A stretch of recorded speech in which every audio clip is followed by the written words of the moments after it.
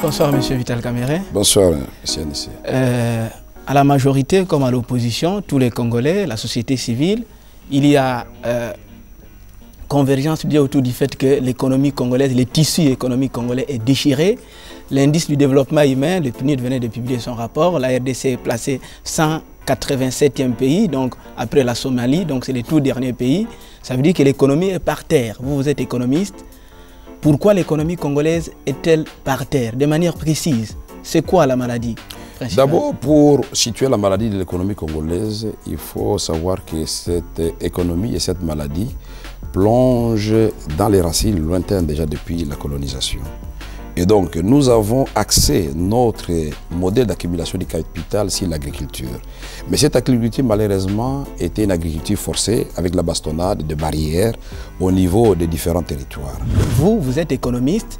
Quelle est votre baguette magique si jamais vous êtes élu président de la République? Vous commencez par quoi sur le plan économique?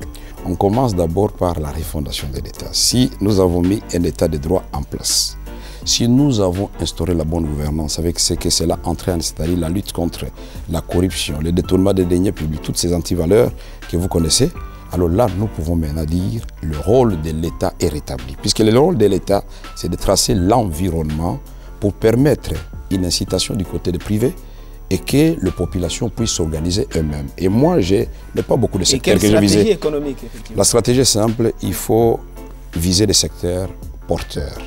Je parle de l'agriculture, de l'agro-industrie. Je parle des mines, puisque nous avons beaucoup de ressources là-bas. Nous parlons de l'environnement, nous parlons de tout ce que nous avons comme ressources naturelles. Les institutions publiques ne payent pas les fiscs, l'impôt, disons. Qu'est-ce que vous faites pour changer de mentalité? Il me semble que c'est devenu pratiquement de la bonne gouvernance en République démocratique du Congo, le fait de ne pas payer l'impôt. Quand l'État devient le premier détourneur de fonds, quand l'État devient le premier complice des détournements des deniers publics, il n'y a rien qui va marcher. Vous en avez les détails, vous étiez président de l'Assemblée nationale, l'État détourne. Les détails sont là, mais tous les Congolais le savent et vous-même vous écrivez ça dans vos journaux. Pour atteindre le niveau par exemple du Canada ou de l'Afrique du Sud qui avait le même niveau que la RDC en 1960, combien d'années faudra-t-il? 10 ans. 10 ans, c'est le nombre d'années qu'il faut pour que notre économie se relève.